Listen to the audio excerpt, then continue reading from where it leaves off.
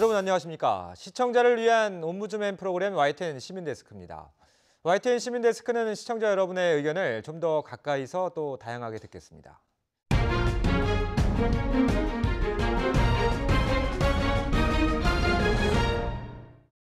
먼저 잘한 뉴스, 못한 뉴스 코너인데요. 원승현 시청자 평가원과 강흥식 YTN 해설위원 나와 있습니다. 안녕하십니까?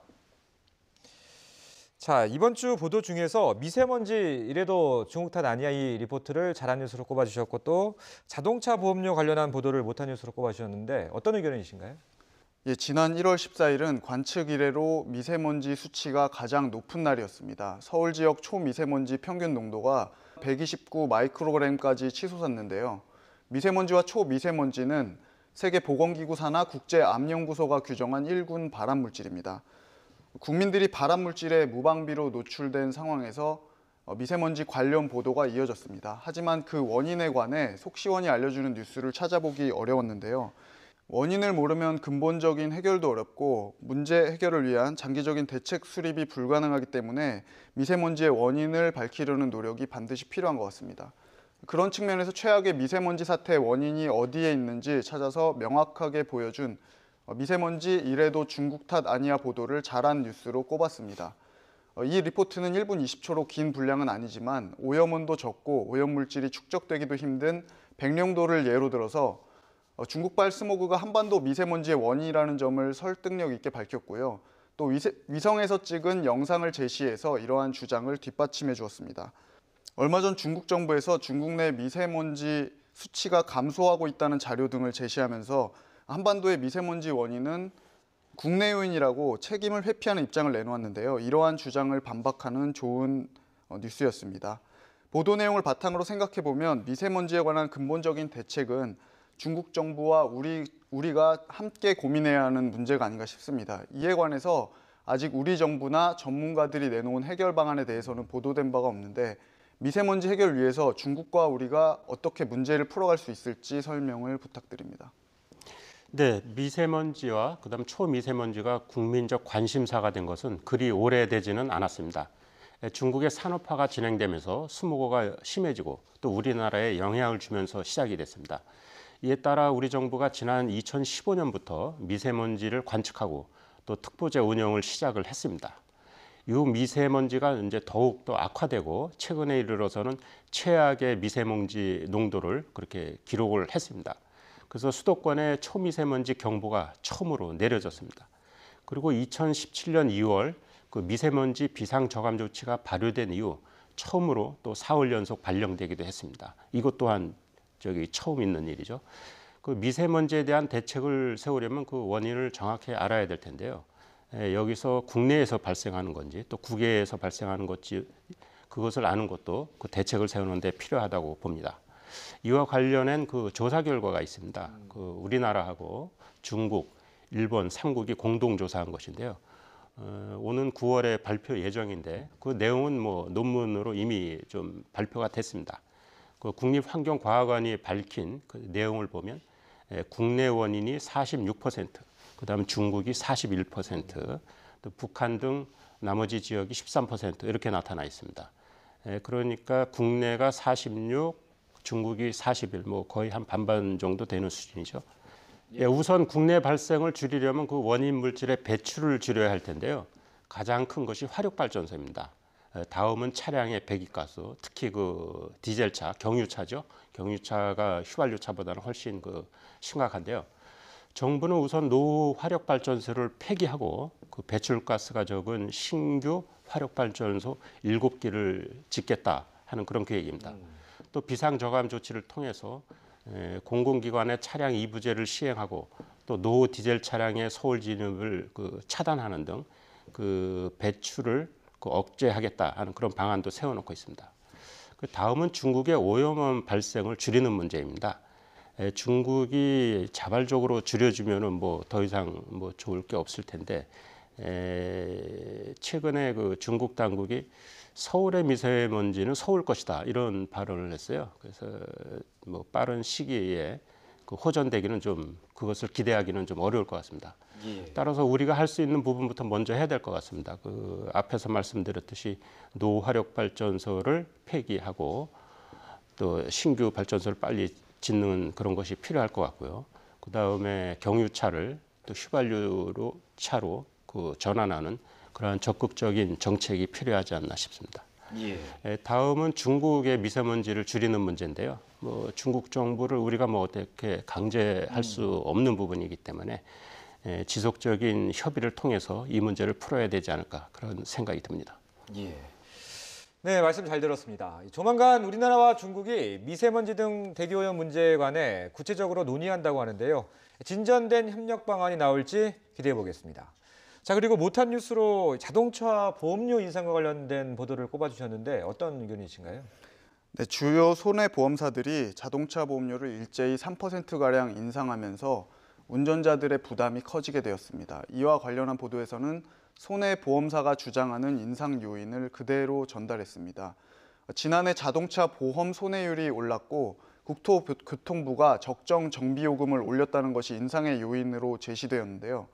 관련 인터뷰어로는 사실상 손해보험사의 이익을 대변하는 손해보험협회 관계자가 나왔습니다.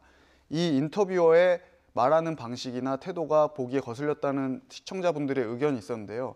그보다도 반대쪽 입장, 즉 결국 인상된 보험료를 내야 하는 시민들의 입장이 직접적으로 반영되지 않은 점이 아쉬웠습니다. 물론 보험료를 아낄 수 있는 특약사항을 소개해준 점은 시민들을 위한 내용이라고 볼 수 있지만 관련 소식을 전한 다른 언론사의 보도를 보면 보험사가 제시한 인상 요인을 반박하는 시민단체의 의견을 제시하면서 보도의 균형을 맞추는 모습을 볼 수 있었는데요. 자동차 보험의 경우 운전자라면 누구나 들어야 하기 때문에 보험사들이 인상 요인이 조금이라도 있으면 어떻게든 보험료를 올리려고 할 것 같습니다. 그렇기 때문에 보험사들의 반박하는 입장, 즉 보험료 안 올려도 된다는 입장에 관해서도 알려주시면 좋을 것 같습니다. 네, 무사고 운전자들에게 있어서 그 보험료 인상은 뭐 달가울 리가 없죠. 또 한편으로는 뭐 억울할 생각이 들기도 하는 거고요. 하지만 보험이라는 것이 뭐 만약에 사고에 대비하는 것이기 때문에 또 안 들을 수도 없는 뭐 그런 상황입니다. 우선 인상 요인을 좀 봐야 될 것 같습니다. 그 보험료 변동의 기준이 되는 것은 손해율과 그다음 사업 비율입니다. 손해율은 보험료 수입에서 보험금 지급액이 차지하는 그 비율을 말하는 것이고요. 사업 비율은 보험사의 그 인건비 또는 보험 상품을 팔기 위해서 그 들어가는 마케팅 비용 그런 것이 차지하는 비율입니다. 그래서 이것이 더해서 뭐 100%가 넘으면 적자가 나는 구조가 되는 것이죠. 그러면은 보험료를 인상해서 그것을 해소하는 그렇게 이어지는 겁니다. 지난해 3분기 말 기준으로 보면은 그 자동차 보험 누적 손해율이 83.7%였습니다. 통상 그 적정 손해율로 보는 것이 77%에서 80% 수준입니다. 그러니까 한 3%에서 6%포인트 정도 더 높게 나온 거죠. 그래서 이것이 적자로 이어졌고 지난해 뭐 보험업계가 추산하기로는 한 7천억 원 가량 그 적자가 난 것으로 보고 있습니다. 지난해 이렇게 적자 폭이 커진 것은 지난 여름이 좀 역대급 그 폭염이 있지 않았습니까? 아무래도 뭐 날이 더우면은 걷는 것보다는 차량 이용을 많이 하게 되고 거기에 따라서 뭐 사고율, 그다음 보상 책임이 늘어난 것이죠. 그리고 통상 이제 그 물가 상승에 따라서 자동차 부품 가격이 올라가고 또 인건비도 상승되고 또 뭐 꽤 오래되긴 했지만은 외국 수입 자동차들이 늘어나고 있지 않습니까? 여기 또 정비 비용이 또 많이 들어가고요. 이러한 것들이 이제 인상 요인이 된 겁니다. 그렇다고 뭐 이러한 인상 요인을 오롯이 그 소비자에게만 전가하는 것이 옳은 것이냐 하는 의문이 드는 거죠. 그 보험사들도 그 인상률을 줄이려는 노력이 병행돼야 될 것입니다. 또 금융당국도 지난해 그 보험료 인상에 반대를 했었습니다. 그 요새는 그 온라인을 통한 그 보험 가입을 많이 하지 않습니까? 여기서 뭐 인건비를 많이 줄일 수 있는, 다시 말해서 인하 요인이 있다고 보는 것이죠. 저희 금융당국은요. 인하할 수 있는 부분이 있다. 그다음에 비용 분석을 좀 철저히 해가지고 경영 합리화를 통해서 인상률을 좀 저희 줄여라 하는 것이 금융당국의 입장이었습니다. 근데 최근 들어서 뭐 그 정비 비용이 인상되는 건 또 사실이고 하니까는 인상이 필요하지 않나 하는 뭐 그러한 분위기입니다. 금융당국도. 다만 그 과도한 인상은 좀 억제하겠다 그런 방침을 세우고 있습니다. 예, 알겠습니다. 오늘 두 분 말씀 잘 들었습니다. 지금까지 YTN 보도 중 잘한 뉴스, 못한 뉴스에 대해서 이야기 나눠봤습니다. 원승현 시청자평가원과 강흥식 YTN 해설위원이었습니다. 고맙습니다.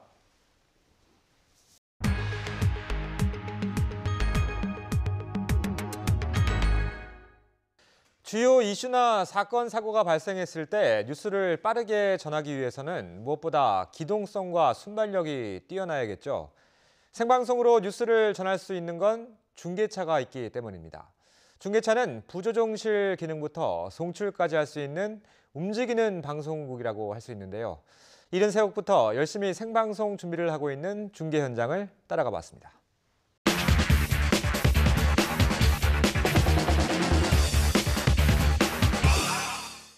중계는 생방송을 기본으로 합니다. 그래서 일반 촬영에서, 일반 취재에서는 보여줄 수 없는 어떤 현장감을 그대로 살려서 방송을 내보내는 것을 중계라고 합니다. YTN 중계차 연결해서 날씨 알아보겠습니다. 박현식 캐스터. 네, 태평로에 나와 있습니다. 자, 날씨가 갑자기 추워졌군요. 네, 오늘 아침 반짝 한파에 대비해서 옷차림 꼭 따뜻하게 하고 나오셔야겠습니다. 네, 한 주의 중반에서 반짝 한파가 찾아왔습니다. 요 며칠 날이 크게 춥고 예, 중계는 현장에 저희 중계차가 나가면요. 보통 전파를 남산이나 관악산의 송신탑을 향해서 전파를 쏘고요. 그 남산이나 관악산에서 수신된 전파를 다시 YTN 본사로 전송하는 방법으로 시스템이 이루어집니다.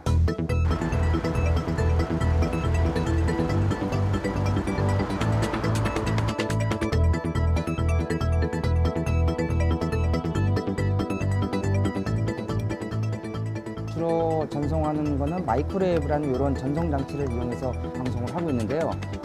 이런 전송 장치를 저희가 보내는 건 TX, 받는 쪽은 RX라고 해서 전파를 쏘고 그다음에 남산에서 그림을 받아서 전파를 받아서 다시 회서로 받는 RX 시스템을 거쳐서 송수신 시스템을 거쳐서 전송을 하고 있습니다.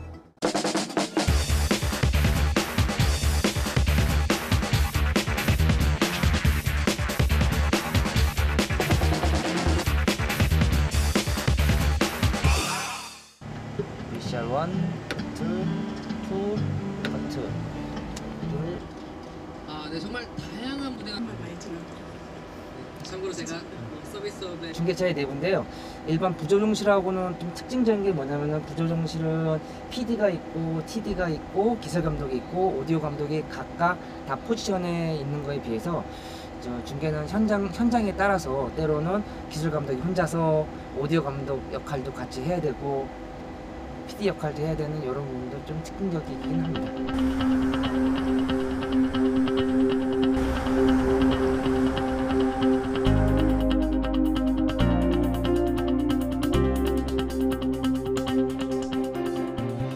중계차는 움직이는 방송국이라고 하죠. 이렇게 제작, 송출, 녹화 이런 부분들이 하나의 공간에서 원 시스템으로 이루어지는 것이 특징입니다.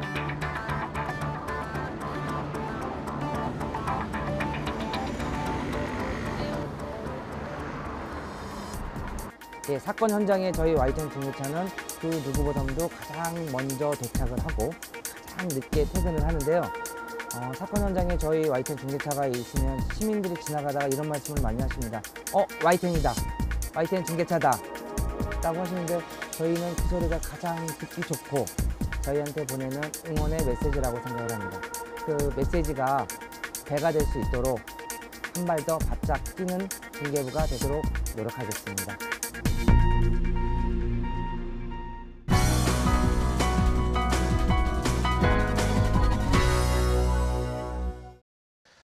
지상파 DMB 채널인 YTN DMB 프로그램을 평가하는 내가 본 DMB 순서입니다. 이번 주는 수다학과 뉴스 출발에 대한 정은정 평가원의 의견을 들어보겠습니다. 시청자 여러분 안녕하세요. YTN DMB 시청자평가원 정은정입니다. 외출이 쉽지 않은 겨울은 아이들에게는 공부하는 습관을 기르기 좋은 시기일지도 모릅니다. YTN-DMB의 수다학에서는 수학이 너무 싫다는 초등학교 1학년 학생의 이야기를 통해 공부하는 습관을 기르는 방법을 살펴봤습니다.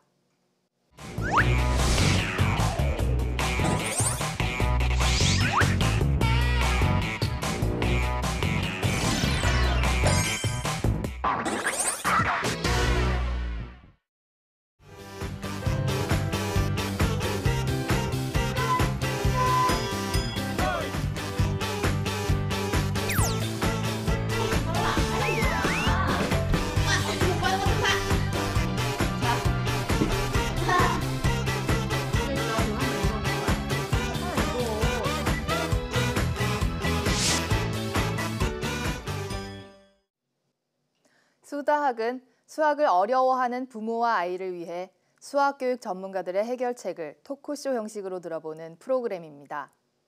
지난 방송에서는 학습 동기를 유발하고 재미있게 공부하는 습관을 길러줄 방법에 초점을 맞췄습니다. 수학 고민 사연을 듣기 전에 학습 동기를 유발할 수 있는 칭찬과 칭찬을 할 때의 유의점 등을 가볍게 이야기하면서 유익하고도 재미있는 도입부를 만들고 있습니다. 3명의 전문가들은 사연자는 수학 공부를 싫어하긴 하지만 학습 검사 결과와 학교 성적을 볼 때 기본 학습 실력이 부족한 것이 아니므로 자물을 활용하거나 야외 활동을 통한 놀이 수학으로 수학에 대한 재미와 흥미를 찾아주고 엄마와의 공부가 서로에게 스트레스일 경우 전문가의 도움을 받아도 된다고 조언했습니다. 특히 초등학교 1학년 등 저학년 학생들이 공부에 대한 흥미를 키우고 학습 습관을 자연스럽게 기를 수 있는 다양한 공부 방법들을 제시해 줌으로써 비슷한 고민을 하고 있을 시청자들에게 도움이 될 수 있도록 했습니다. 프로그램이 끝나기 전에 전문가들의 조언을 사연 학생의 어머니께 전하는 편지 형식으로 보여준 것도 45분 분량 방송의 핵심을 짚어주면서도 토크쇼 형식에 걸맞게 부드럽고 좋은 마무리였다고 생각합니다. 수다학은 실제 학습의 고민을 사례로 수학을 더욱 쉽고 재미있게 접할 수 있는 여러 가지 방법들을 토크쇼 형식으로 전해주고 있어 시청자들의 공감을 끌어내는 재미있고 유익한 방송이 되고 있습니다.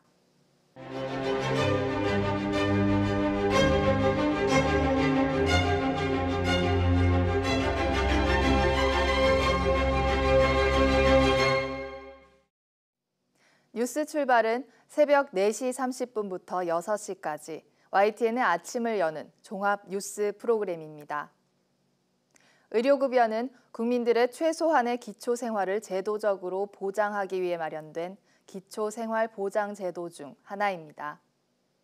하지만 의료급여 수급자의 명의를 도용해 의료급여 혜택을 받은 사례가 있었습니다. 뉴스는 먼저 의료급여 수급자 이모 씨가 누군가 자신의 명의로 10번이 넘게 수면제를 처방받은 탓에 정작 의료급여 혜택을 받지 못하게 된 사연을 소개했습니다. 피해자 이모 씨를 직접 찾아가 피해 사례를 인터뷰하고 경찰 관계자와의 통화를 통해 수사 진행 상황도 들을 수 있었습니다. 이 과정에서 피해자 이모 씨와 의료급여 명세서 서류에 대한 모자이크 처리 또한 적절했습니다. 뒤이어 의료급여 부정수급 현황이 그래픽 화면으로 제시됐습니다. 하지만 해당 자료가 명의 도용 등으로 인한 사례인지 의료기관이 의료급여를 허위 청구한 것인지 명확하지 않았습니다. 또한 병원에서 의료급여를 더 받으려 허위 청구하는 경우도 많아 보건복지부에서 요양병원 등을 상대로 지난해 전수조사를 벌였다는 내용이 이어집니다. 의료급여 전반에 대한 철저한 관리 감독을 요구하기 위해 병원의 의료급여 허위 청구도 함께 언급한 것으로 보이지만 이보다는 의료급여에 대한 명의 도용 부정 수급 사례에 보다 더 초점을 맞춰 구성했다면 어땠을까 하는 아쉬움이 듭니다. 그간 병원의 의료급여 허위 청구는 종종 다뤄왔던 주제이기 때문에 이번에는 의료급여 명의 도용 실태에 대해 파악하고 그에 대한 개선책을 모색해보는 구성이었다면 조금 더 깊이 있고 명료한 보도가 되었을 것 같습니다.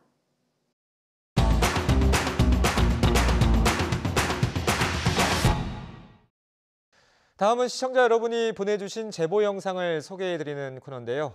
자신의 영역을 침범한 연을 과감하게 물리친 까치와 먹이 앞에서는 한치의 양보도 없는 달콤살벌한 영상 함께 보시겠습니다.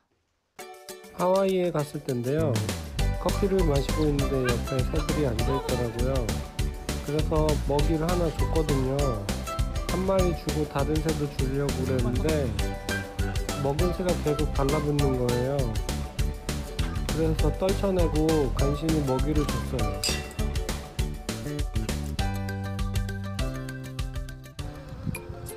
이렇게 그날 날씨가 참 맑았어요. 벌들이 이제 모여서 이렇게 한 명이 들어갔다가 나오면 또 한 명이 들어가고 또 두 명이 또 같이 들어가기도 하고 이래서 먹이를 서로 먹으려고 하는 것 같아서 좋았어요. 온다.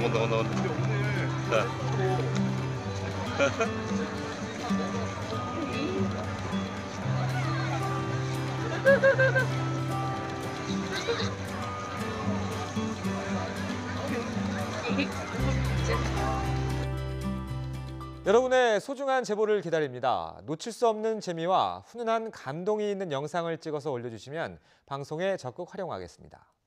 이어지는 순서는 언론 전문가로부터 언론의 문제점을 짚어보고 나아가야 할 방향에 대해서 들어보는 매체 비평 시간입니다. 오늘은 건강한 뉴스 소비 문화 정착을 위한 미디어 리터러시의 필요성이라는 주제로 대학내일 20대 연구소 송혜운 연구원에게 들어보겠습니다.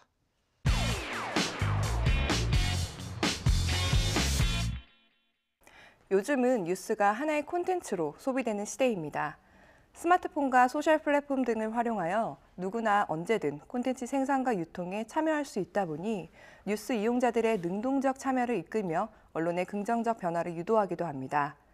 그러나 이와 반대로 사실 확인이나 검증 과정을 거치지 않고 그저 흥미 위주의 창작 또는 조합된 게시물을 만드는 등 무분별한 뉴스가 등장할 가능성도 함께 커지고 있습니다.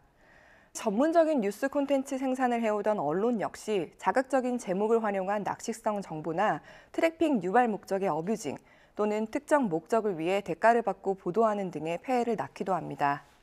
특히 완전한 디지털 세대인 10대, 20대의 경우 동영상 시청, 만화, 게임 등 음성과 문자, 그림, 영상 등의 다양한 형식의 정보가 혼합된 콘텐츠 소비량이 폭발적으로 증가하고 있는 만큼 뉴스 콘텐츠를 분별하고 이용하는 능력인 미디어 리터러시에 대한 관심과 필요성도 더욱 커지고 있습니다. 미디어 리터러시란 미디어와 리터러시의 합성어로 미디어 콘텐츠에 대한 비판적 분별과 해독 능력, 주체적 활용 능력 등을 포괄하는 개념입니다. 최근 지식 기반 사회를 넘어 정보 과잉 시대로 접어드는 디지털 사회를 제대로 살아가기 위한 필수 핵심 역량으로 주목받고 있습니다. 누구나 다양한 정보에 접근하고 소비하며 창조, 유통할 수 있기 때문에 가짜 뉴스나 정보를 생산하지 않고 잘못된 정보를 제대로 구분하고 정화할 줄 알아야 함이 더욱 중요해진 것입니다. 작년 대학내일 20대 연구소의 국내 연령대별 미디어 소비 실태 조사에 따르면 19세에서 26세 응답자들의 온라인 뉴스 이용량이 가장 많은 반면 다른 연령 대비 뉴스 신뢰도가 낮고 팩트체크에 가장 큰 어려움을 겪고 있었습니다. 소셜 플랫폼을 주로 활용하는 세대인 만큼 유튜브와 페이스북 등 뉴미디어를 처음 이용하는 시기인 10대 중반부터 필수 교양으로 미디어 리터러시 교육이 이루어져야 하겠습니다. 무엇보다 뉴스를 생산하고 유통하는 주체인 언론이 먼저 건강한 미디어 생산과 소비를 위한 관심을 갖는 게 기본 전제가 되어야 할 것입니다. 국민의 미디어 리터러시 향상이라는 과제에 사명감을 갖고 보다 적극적으로 진지하게 문제에 접근해야 하겠습니다. 또한 언론은 사회적 안정과 소통에 기여한다는 순기능을 제대로 수행하기 위해 자극적이고 과장된 이슈성 콘텐츠 생산을 지향하고 뉴스 이용자들과 상호 협력하여 가치 있는 콘텐츠를 만들 수 있는 방안을 적극 고려해 나가야 할 것입니다. 미국의 언론인 린다 엘러비는 미디어 리터러시 역량에 따라 우리 자녀의 매체가 도구가 될지 매체를 도구로 사용할 것인지가 결정된다고 말했습니다. 눈 깜빡할 사이에 새로운 뉴스를 접하는 시대인 만큼 비판적 사고를 함양할 수 있는 양질의 미디어 리터러시 교육에 대한 언론의 관심 확대와 법 제정 등 정책적인 지원이 절실해 보입니다.